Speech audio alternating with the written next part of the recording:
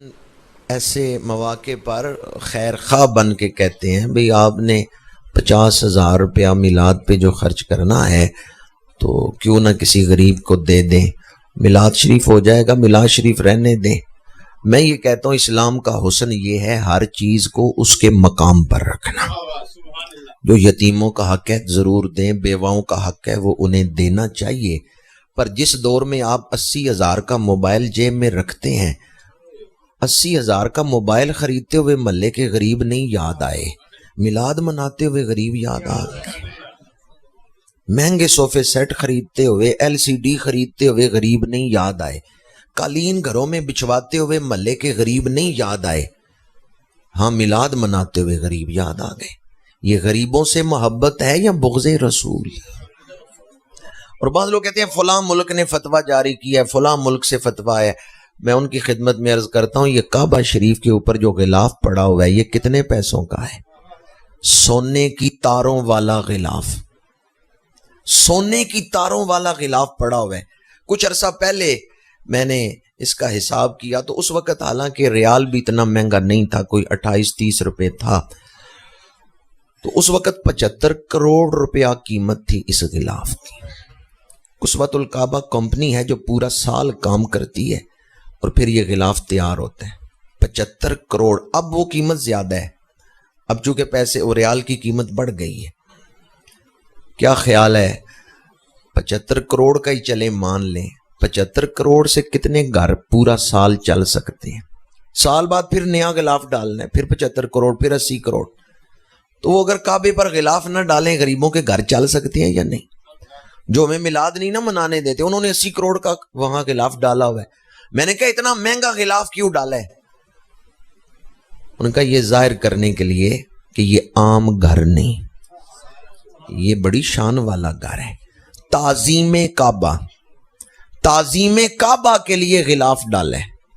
میں نے کہا لاکھ روپے، 1 ارب کا نہیں 2 ارب کا ڈالو، 80 کروڑ کا نہیں 2 ارب روپے کا غلاف ڈالو، ہمارا دل خوش ہوتا ہے کعبے کی زیارت کر کے۔ پر مجھے یہ بتاؤ یہ کعبہ قبلہ کس کے منہ پھیرنے سے بنا ہے؟ کعبے کی بڑی عزتیں ہیں پر یہ قبلہ بنا کس کے منہ پھیرنے سے ہے؟ اگر میرے آقا اس طرف رخ انور نہ کرتے کس نے منہ کرنا تھا کعبے کی طرف؟ قد نرا تقلب وجهک فی السماء فلنولینک قبلۃ ترضاها۔ اللہ نے فرمایا محبوب جدھر آپ کی مرضی ہے رخ انور پھیرنا تمہارا کام ہے، قبلہ بنا دینا ہمارا کام ہے۔ نعرہ تکبیر، نعرہ رسالت، عظمت و شان مصطفیٰ کریم۔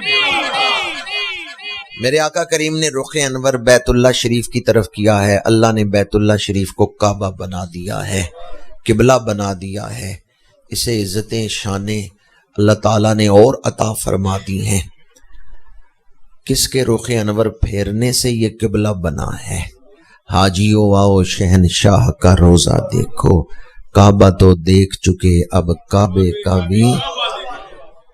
کعبہ شریف کی عزت ظاہر کرنے کے لیے کہ یہ عام گھر نہیں، یہ شان والا گھر ہے، کروڑوں روپے خرچ کیے جا سکتے ہیں، تو جن کے صدقے سے شانیں ملی ہیں ان کی عزت کے اظہار کے لیے چند ہزار بھی نہیں خرچ کر سکتے۔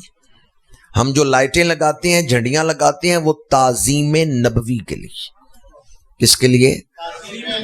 تعظیم نبوی کے لیے۔ اس بات کا اظہار ہو کہ کوئی عام بچہ نہیں پیدا ہوا، مقصود کائنات تشریف لائے، کوئی عام بچہ نہیں پیدا ہوا، وہ ہستی آئی ہے جن کے ساتھ میری نجات وابستہ ہے۔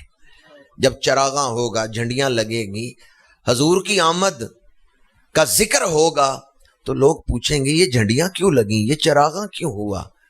وہ چراغاں وہ جھنڈیاں ہی تبلیغ کریں گی آ گیا وہ نور والا جس کا سب نور اسے دے نور تے اس دا نور حضور۔